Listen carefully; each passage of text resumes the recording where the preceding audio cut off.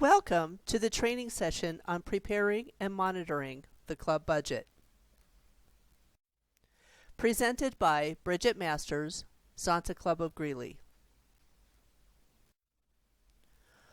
What is a budget?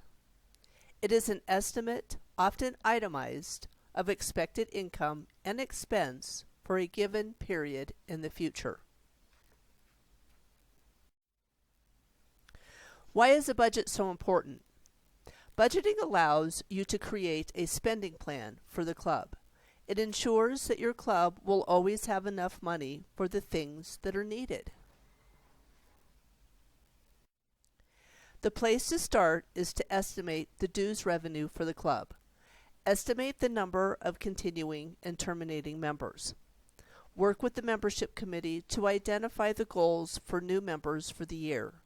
Keep in mind, some of the new members will fall into the category of half-year dues or the young professionals. Review prior budgets and discuss with the board other potential income sources and fundraisers. Here is an example of the revenue piece of the budget. It lists the various types of dues and other funding sources.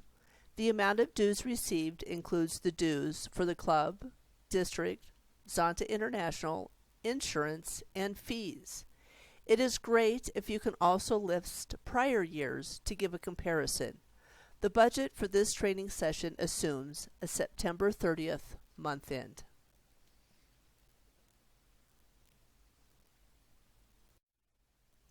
The next step, you need to have the committees work to determine the amount of money needed to carry out their duties. Then work with the board to establish additional expenses and approve the committee's spending requests. Here is an example of the expense or expenditure piece. There are only a few typical items listed here. You could have additional expenses for club directories, expenses for speakers, etc. Be sure to treat the dues for district, Zonta International, and the fees and insurance as an expense.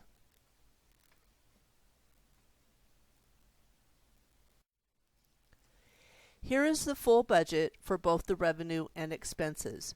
Note that this is a zero budget, meaning that when you subtract the expenses from the revenue, the result is zero.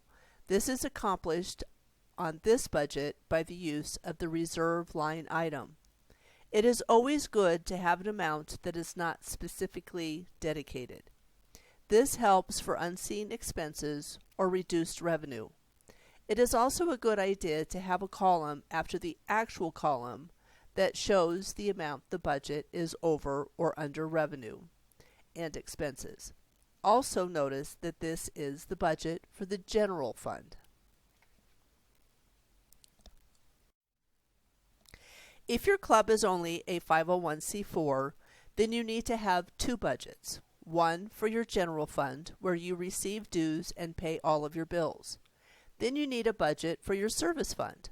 The service fund is for the money you raise to spend on your service projects. Here is an example of a budget for a service fund. The treasurer needs to work with the fundraising committee to determine the amount expected to be made on fundraising projects. The money listed for revenue is the net proceeds from the fundraiser. In turn, the board needs to work with the club to determine the service projects that the money will be spent on. Sometimes clubs don't know at the beginning of the year where they will want to spend the money. Clubs can decide to spend a percentage of the amounts raised on specific types of service or determine where the money is to be spent in the year following the fundraisers. Then the club knows the exact amount that can be spent.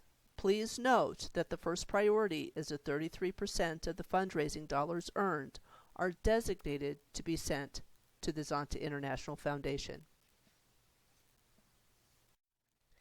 If your club does a fundraiser and lists domestic violence as the purpose of the fundraiser, the club has to spend that money on a project or program specifically for domestic violence.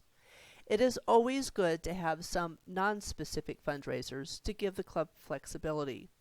However, most often people give more when they know it is for a specific cause that they are passionate about. You can transfer funds from a general fund to a service fund, but not the other way around. That is why it is always a good idea to have undesignated fundraisers that are part of the general fund. This provides flexibility for the club and your service projects. Now that your budget is prepared, you enter the actual year-to-date expenses each month. This information is to be reported to the members at the monthly meetings. This helps the treasurer, board, committees, and members understand where the money comes from and where it is being spent. It helps everyone know what money is left in the budget to be spent in each area. Be sure to keep in mind that there can be times when revenues are under budget and expenses are over budget. This may cause a shortfall and the club could run out of money. The budget will highlight the areas that may create problems for the club.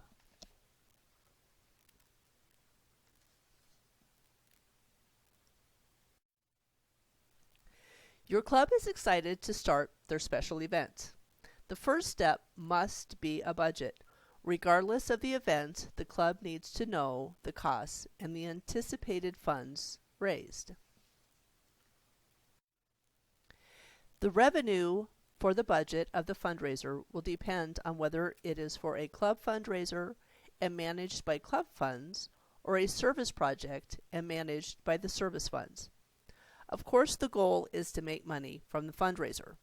If money is used from existing funds, those funds need to be repaid, and then the excess funds are used for club operations or service projects. Preparing a budget for anticipated funds raised and the expenses will also help you determine if this will be a worthwhile venture. For example, you might have a garage sale to raise money for use in your club. You could then use that money for a nice installation dinner, send your delegate to attend conference or convention, pay the convention fee for your first-timers, etc. Those funds would be for the general fund, and money raised would be for your operations. Otherwise, you would raise funds for your service projects, and the money would be used for your club service projects. Remember, if you designate a fundraiser for a specific purpose, say human trafficking, you must spend the funds on human trafficking.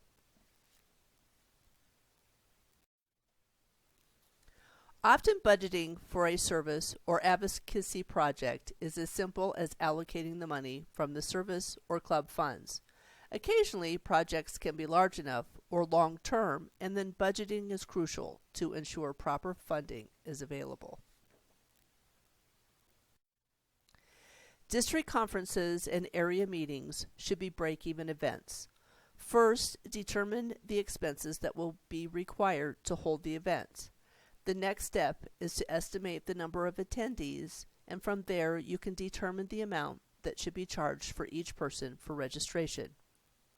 Refer to the District Conference Sample Budget Form, Appendix 1, and the District Conference Manual Appendices for more information.